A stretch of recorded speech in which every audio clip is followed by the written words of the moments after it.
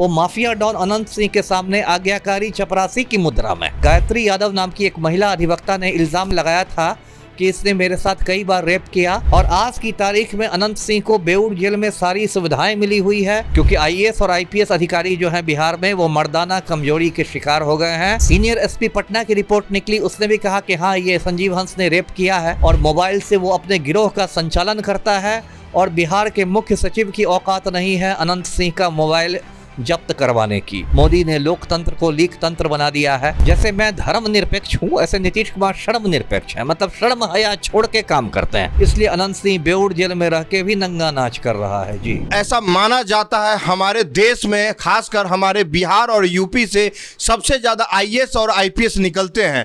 लेकिन किस तरह के आईएएस और आईपीएस निकलते हैं ये तो आप लोग अच्छी तरीके से जानते हैं। कुछ दिन पहले पूजा खेड़कर मामले में पूरे देश ने देखा कि कैसे उसने फर्जीवाड़ा करके उस लड़की ने, उस आईएएस ऑफिसर ने या फिर बनने वाली आईएएस ऑफिसर ने देश का नाम बर्बाद करने का काम किया है। उसी तरीके से बिहार में एक आईएएस ऑफिसर संजीव हंस नाम से जो एक व्यक्ति है, अभी उनके ऊपर भ्रष्टाचार के आरोप लग रहे हैं। तो हमारे साथ पूर्व IPS officer Amitabh Kumar sir है, आइए इनसे बात करते हैं। संजीव कुमार हंस का को एक मामला है, क्या है ये मामला? मैं चाहता हूं आप हमारे दर्शकों को अच्छे से बताएं, पूरा एक्सप्लेन कराएं, कौन है ये संजीव कुमार हंस और इसका मामला क्या है? ये 1997 बैच का आईएएस अधिकारी है, 97 बैच का, और आज की तारीख में ये ऊर्जा विभाग का बिहार में प्रधान सचिव है। इसके साथ पावर होल्डिंग कॉरपोरेशन का भी प्रबंध निदेशक है। ये बहुत ही भ्रष्ट और बहुत ही विवादित और दागी अधिकारी रहा है। और संजीव हंस जो हमारे मुख्यमंत्री हैं पलटू राम, इनके बहुत करीबियों में इसकी गिनती होती है। पलटू राम मतलब आप नीतीश कुमार, हिंदुस्तान उन्हीं को जानता है। हाँ, नीतीश कुमार मतलब पलटू राम, तो पलटू राम के बहुत करीबियों में से ये हैं। और जो पलटू राम के नवरत्न अधिकारी कहे जाते हैं, जो 9 अधिकारी हैं जो पलटू के बहुत प्रिय हैं, तो उसमें से एक संजीव हंस की भी गिनती होती है। तो संजीव हंस पर देखिए, मैं बताता हूं दर्शकों को कि गायत्री यादव नाम की एक महिला अधिवक्ता ने इल्ज़ाम लगाया था कि इसने मेरे साथ कई बार रेप किया और ये मेरे बच्चे का पिता है।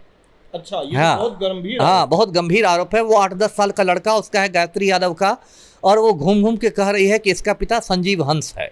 उसके बाद बिहार की पुलिस ने उसका केस नहीं लिया, उसको भगा दिया डांट के हर जगह गायत्री यादव को। तो वो पटना हाई कोर्ट गई और पटना हाई कोर्ट के आदेश से पिछले साल रूपसपुर थाना में केस दर्ज हुआ, रेप केस हुआ, रूपसपुर थाना कांड संख्या 18/2023।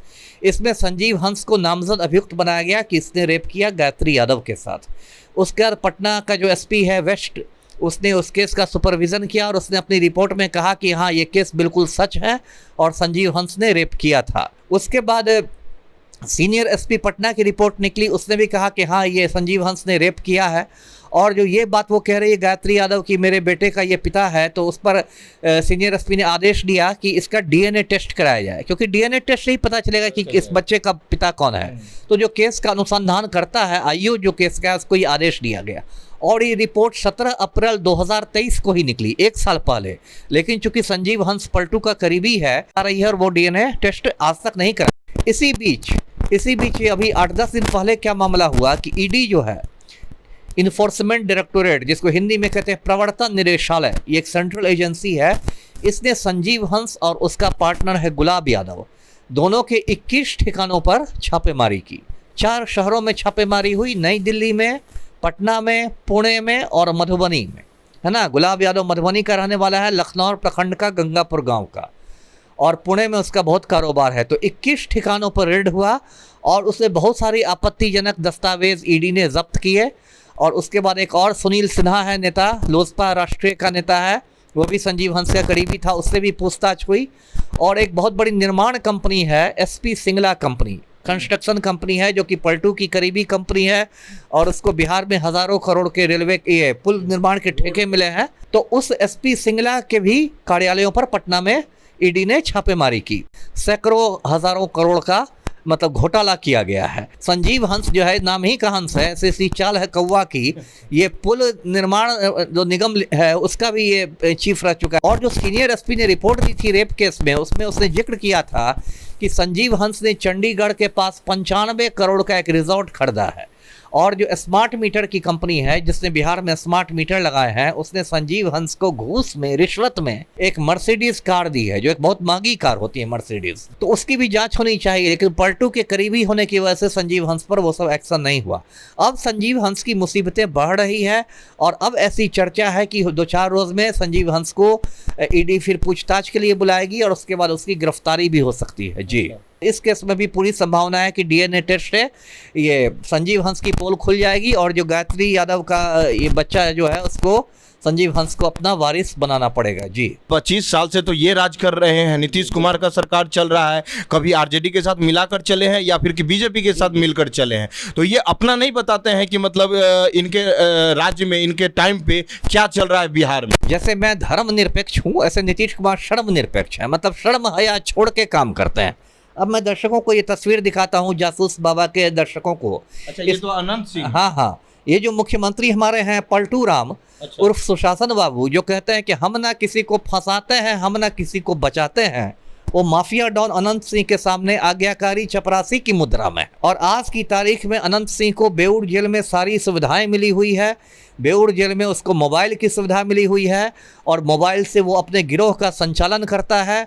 और बिहार के मुख्य सचिव की औकात नहीं है अनंत सिंह का मोबाइल जब्त करवाने की, क्योंकि आईएएस और आईपीएस अधिकारी जो हैं बिहार में वो मर्दाना कमजोरी के शिकार हो गए हैं, है ना, इतने नपुंसक हो गए हैं, इतने कमज़ोर हो गए हैं कि किसी माफिया पर एक्शन लेने की हिम्मत नहीं है। जी सर, ये जो आप आरोप लगा रहे हैं अनंत सिंह के ऊपर और नीतीश कुमार का, आप वो जो दिखाना चाह रहे हैं, तो इसका मतलब खुद आया है या किसी सोर्स ने आपको बताया है? और ये बात मैं डंके की चोट पर कि अनंत सिंह को बेऊर जेल में मोबाइल की सुविधा है। मैं लगातार मांग कर रहा हूँ कि अनंत सिंह को पटना के बेऊर जेल से दिल्ली के तिहाड़ जेल भेजा जाए, लेकिन आईएएस आईपीएस अधिकारी बिहार में, जैसा मैंने कहा, मर्दाना कमजोरी के शिकार हो गए हैं, उनकी हिम्मत नहीं अनंत सिंह को टच करने की, इसलिए अनंत सिंह बेऊर जेल में रह के भी नंगा नाच कर रहा है। जी, तो ईडी क्या कर रही है फिर? ईडी तो मोदी जी के है, वो सेंट्रल गवर्नमेंट के अंदर आता है, तो ईडी को तो कार्रवाई करनी चाहिए।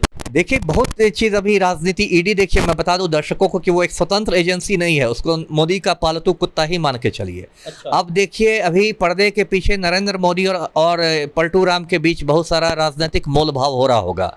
यदि दोनों के बीच डील पक्की हो जाती है, दोनों एक दूसरे की बात मान लेते हैं, तब तो संजीव हंस वाली जो फाइल है उसको ईडी ठंडे बस्ते में डाल, चूहा कुतर जाएगा, वो सारी की सारी ईडी की फाइल चूहे के पेट में चली जाएगी।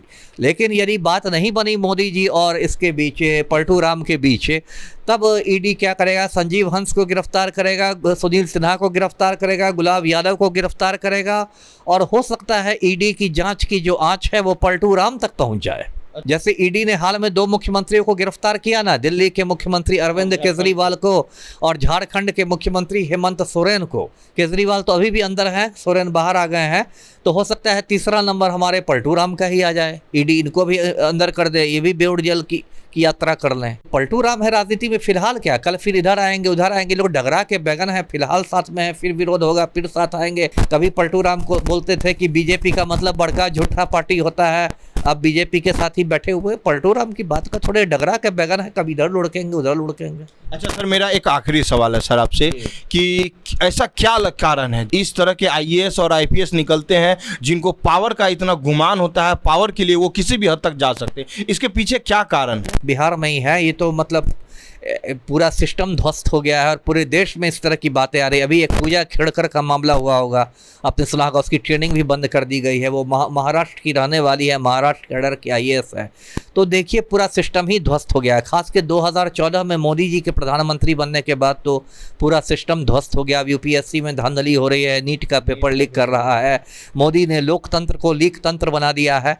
तो पूरा देश में अभी सिस्टम ध्वस्त है, इसलिए सिर्फ बिहार को मैं नहीं कहूँगा। तो लोग फिर वोट कैसे दे रहे हैं मोदी जी को? इस बार 62 सीटों का नुकसान हुआ है भाजपा को। अयोध्या में भी भाजपा हार गई है। इनका अब की बार 400 पार का नारा तो ऐसे ही नारा ही बन गया। लोगों को होश आ रहा है धीरे धीरे, है ना। 62 सीटों का नुकसान हुआ है ना भाजपा को। अपने दम पर तो इस बार नहीं बहुमत आया, 240 पर अटक गए। अब बैसाखियों के सहारे लंगड़ी सरकार है मोदी की। आप इस वीडियो के बारे में क्या सोचते हैं या आपकी कोई राय है तो आप कमेंट सेक्शन में लिख के हमें जरूर बताएं। और अगर आपको हमारा काम पसंद आता है तो YouTube पर जासूस वाव चैनल को सब्सक्राइब करें। धन्यवाद।